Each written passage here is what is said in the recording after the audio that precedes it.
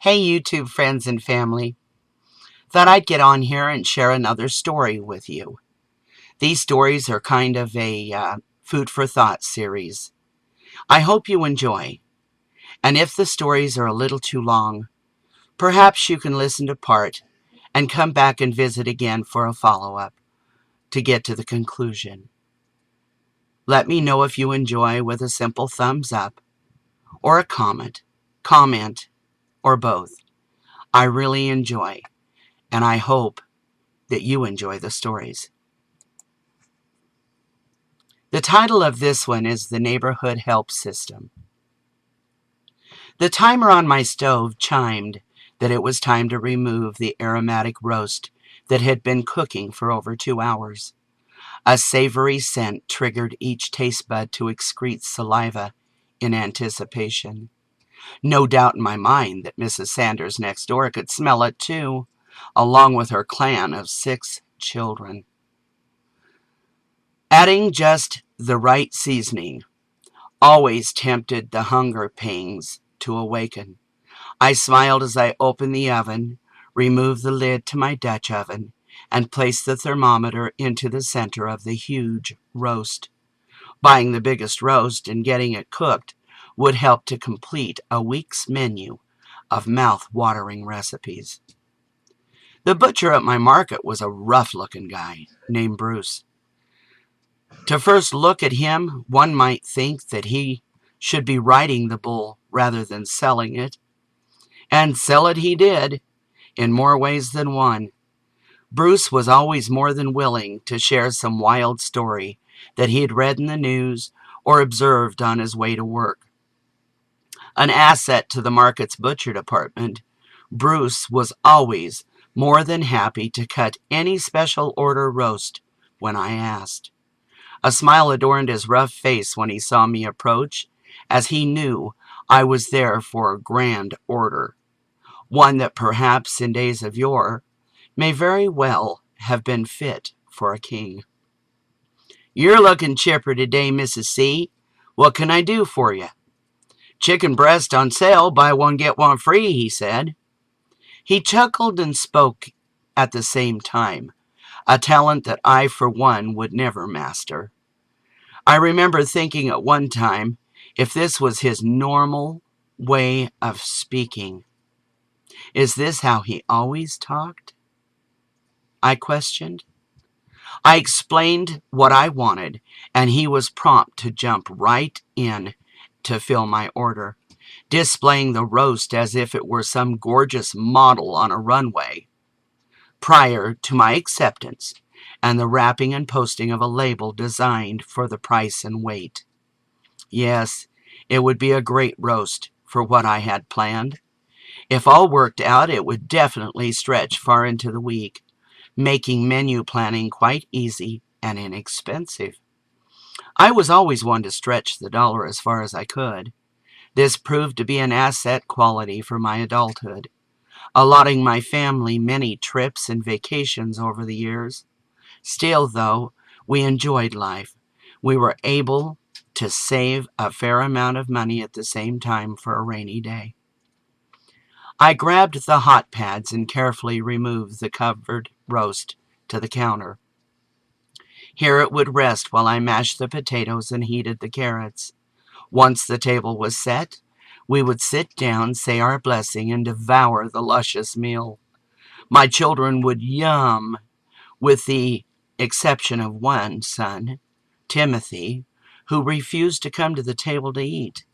And my husband, if he were here, would praise me for a job well done.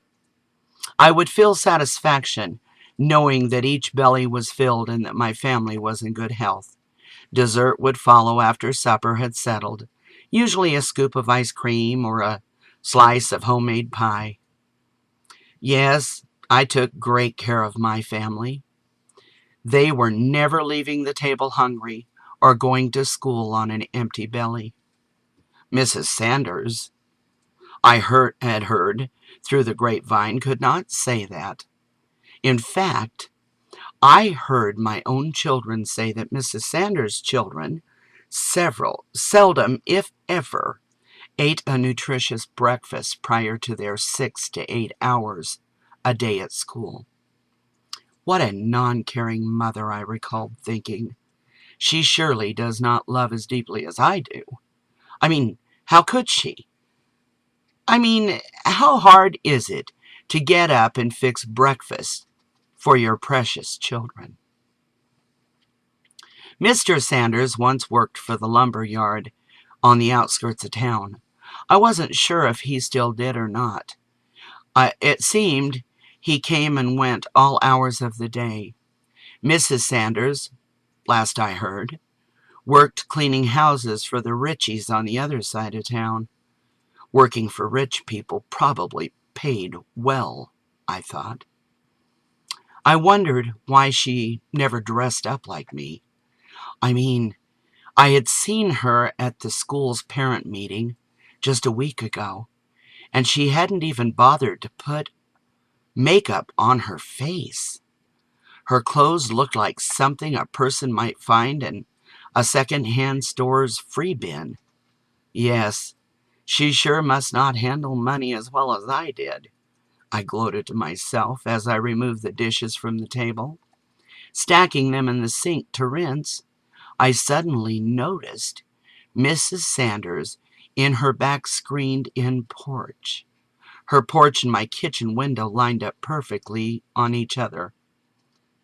I remember in the summer, as I worked around in my kitchen, I often saw her sitting alone on the porch, waving a towel as if it were a dollar store fan, in an attempt to cool herself or maybe shoo flies. This time the scene before me made me take a second look. I struggled to focus on what she was doing. As she turned, I saw her hands wipe something from her face, or so it seemed. Couldn't be flies this deep into the winter, I thought to myself. Must be something else. Oh well, never mind, I said to myself. Not my problem. Pie, anyone? I hollered into the other room, where my children sat taking turns in teams with the we, you game. They all came running except for Timothy, my middle son. Having dished up the pie, I returned to the living room, and there I found Timothy sitting on the couch, deep in thought. What's up, son? I asked as I sat down beside him. Nothing, Mom. Just thinking, he replied. Can I just go to my room? I don't want no pie. I looked deeper into his eyes as the words departed his lips. I could see he was troubled, and I wondered what it was. Why don't you want pie? I asked in a very concerned voice. Aren't you feeling well? Yeah, I'm okay. I just have a problem with a friend, and I'm kind of trying to figure it out, he said. Well, perhaps if you let me know what it is, I can help, I answered. Well, you see, Mom, it's about... Oh, Mom, I promised I wouldn't tell no one. I shook my head. I understand. Okay, I do understand that. But, well, sometimes moms aren't no one. And if you share, they usually can help, I said in a most persuasive voice that I had. Curiosity was really building up now. It was not like Timothy to be like this. It had to be something really big for him, my cheerful clown, to be this upset. It's entirely up to you, son. Let me know if I can help. I'm going to have me a big piece of pie. With that, I stood up and walked towards the kitchen, taking note that he, too, had left the front room. He had headed down the hallway. I couldn't help but watch as he entered his bedroom. The kitchen was clean and the children headed for bed. The morning alarm was not one of our most favorite things in the house. Rising at 5 a.m. every morning was not always easy, and often, more than not, took more work on my part than it should, as each child begged for just 5 more minutes of slumber. The coldness of the house, I think, added to the uncomfortable feeling of getting up and moving that early. I, too, did not like mornings, not on school days. Once all the children were in bed, all 4 of them, I sat down to watch my favorite program on the television. Glancing up, I saw Timothy walking towards me. "Mom, I need to ask you something." He spoke in an almost whimper. "What is it, son?" I inquired as my heart stepped its beat up a notch.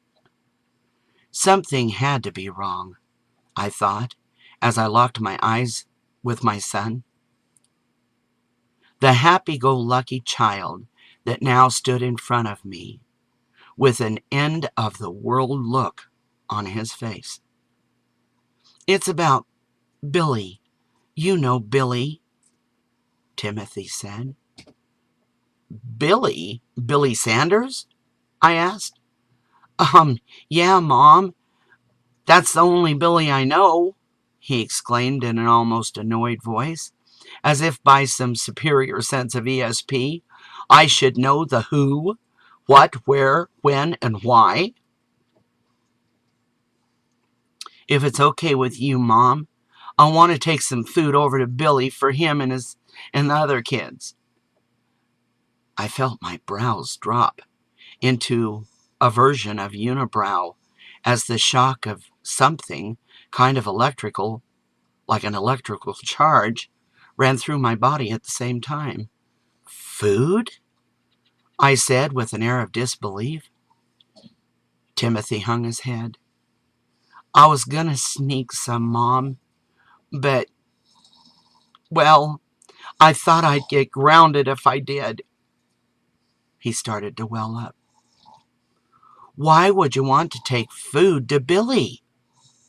I watched his nose wrinkle. He always did that when he cried. He began telling me about the story Billy had relayed earlier in the day. It seemed that the children had been going to school hungry. Their mom was crying most of the time and would not go to the store. Wouldn't go to the store? Mr. Sanders was barely around, and when he did come home, he and his wife became the contestants of Battles in the Homes of America. "Timothy, are you telling me that the Sanders children have no food?" My son shook his head, yes, while mumbling, "Uh-huh." According to the story spewing from my son's memory of the conversation with Billy, his brothers and sisters had eaten the last can of tuna, and it was mixed with the last can of Crumble's tomato soup. "Sorta like a tuna soup, Mom," Timothy said. "But, Mom, that was last night, and, well, Billy was crying at school until lunch when I shared mine with him. I kind of let him eat it all, Mom. And, well, I didn't want to eat supper 'cause, it isn't fair to Billy. Know what I mean, Mom?" "Why didn't you say anything earlier, son?" I asked in my most concerned voice. "Well, Mom, 'member when I told you that Mrs. Sanders needed some butter and you said, 'Too bad, she can run to the store the same as you do'? Gas and butter were too expensive to throw around. Do you, Mom? Do you remember saying that?" I knew you'd make Mrs. Sanders just go to the store. And, well, I don't think she has the gas in her car or something. So can I take my supper over to the kids, Mom? Can I? Mom, can I? My mind heard his words, but in a kind of dreamlike state. Suddenly, I could see the children eating possibly molded bread with no butter at all. I cringed. Don't worry, son. Don't worry, I said with a pat of confidence and a smile. I will handle this. The Sanders children will be fine. Your friend Billy will have food. Now, get along. Go get in bed. Let me handle it. Mom, are you gonna give Billy my supper? I turned and looked at my son, my little boy, who all of a sudden seemed so aged. Yeah, I will. Unless you'd like to eat it now and I can make Billy and his brothers and sisters their own plates. Timothy jumped up with joy. Will you, Mom? Will you? Sure, I said. We have plenty. I heard the voice echo in my head several times. Several statements. Just call the state. If the parents cannot care for their own damn children, I mean 6? Give me a break. I shook that thought off. Didn't even know where it was coming from. They are not my worry. Again I shivered. What kind of mother would let her kids go hungry anyway? She deserves to lose them. Can I help, Mom? Timothy's voice interrupted my thoughts. Thank God. No, honey. Run off to bed. I will handle this. Don't worry now. Rest your head. Go on. Off to bed. Once Timothy had entered his room, I stood up and started towards the kitchen window to see if by some wild chance she, Mrs. Sanders, heck, I didn't even know her first name, was still on the porch. If I were smart, I mean, I cannot afford to feed the damn neighborhood. I shook the thought off again. Food is too expensive. Bill won't like this one bit. Bill, my husband, drove long-haul truck. He was gone also, most of the time. Seldom did he stay home for more than 3 days at a time. Though when he was home, we went over all the expenses and bills, the events that had taken place, grades for the children, and yes, in our wee time, we shared dreams of our future.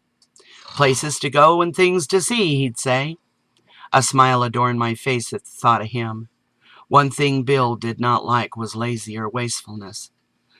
The rainy day theory. Just good sense, he'd say. I could hear him as if he were in the room with me. I looked up at the clock. 10 minutes of 10. I had spoken to Bill earlier, and he was going to sleep. He had had bad weather to endure and was beat. No, I won't call and wake him, I said aloud. This is bull. I should just call the cops. Let them handle starving kids and be done with it.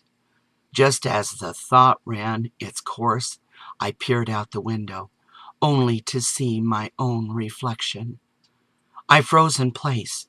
For a moment, I looked half evil, like some mom monster was peering back at me. I turned away from the window, waited a second, cleared my head, and looked back. Yes, the reflection was me, this time with a nicer face, kinder thought, and yes, tears. Who am I really, I thought. When Bill and I first got married and had Jason, our first son, we sat on orange crates, for crying out loud. We ate our dinner on a makeshift table made out of an electric line spool that someone had given us. Suddenly I was lost in memories of days long gone. Hard times flowed in and out of my memories, as if dancing for my own self-worth, the me I was meant to be.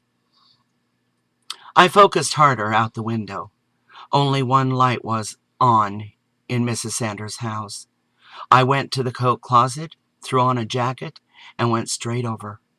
Knocking on the door, again the tears came. Please bless this family, Lord. Help me to help them.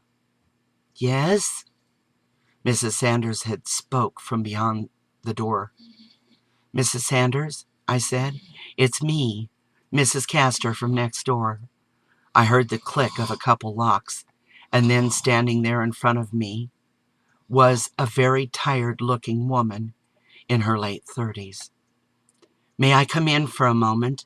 I asked, seeing my own breath in the cold air. Oh, yes, please do. Come in out of the cold. What can I do for you? Her voice was kind, and a tone of concern for me. She was concerned for me. That was blended in her voice. We spent a few minutes talking, crying, and holding each other. I mean snot running down faces crying. The kind you get when the most horrific things happen in life.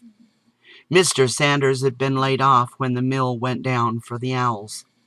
Yeah, closed up for the owls. Mrs. Sanders still worked, but was on call only. They called her when they needed her. The state had chipped in with just enough food stamps to get them through half a month. At the terrible inflation of food prices, she was trying to stretch them out as far as she could. They just did not last. Never did she buy anything that was not a necessity. No junk food, just good and the cheapest food she could find. I scolded her for not saying something and asked her to forgive Billy. As he did what we were supposed to do, he turned to a brother for help. Boxes of food from our food storage were carried over to the Sanders home. We filled her shelves and even gave bags of popcorn for the children, cans of juice, and ice cream from the freezer. Children love desserts, don't we all know that? I dished up half of the roast that I had cooked along with carrots and potatoes, all ready to serve. The children got up from their beds and devoured like hungry animals. I watched from a distance and learned. Yes, I was learning something taught by two little boys. The next day I went to all my neighbors and we formed a coalition called the Neighbor Help System. Each neighbor of the 29 that joined took one We Care box, some took 2 or 3, to the Sanders home. We all pitched in $10 a month for a period of 6 months to help with their overhead, which set Mrs. Sanders' expenses even and back on track. Oh, and some anonymous person or persons set up an account at the J.C. Penney of $1,000 for the Sanders family. I saw the children with new shoes on their feet just today. Haven't seen any new clothes on Rita. That's Mrs. Sanders. I do know her first name now. However, I did note that she and I are just about the same size. So we are going to go through my closet, and she will have a new wardrobe. Well, new to her, and like new. As for Jack, Mr. Sanders, he will be riding jump seat and learning how to drive that big truck with Bill. After he learns, he can apply for a position with the same company that Bill works for. Bill's already talked to his boss. Or any company of his choice. Yes, things are looking up in our neighborhood. Well, all 29 of us in the neighborhood help system know the power of family.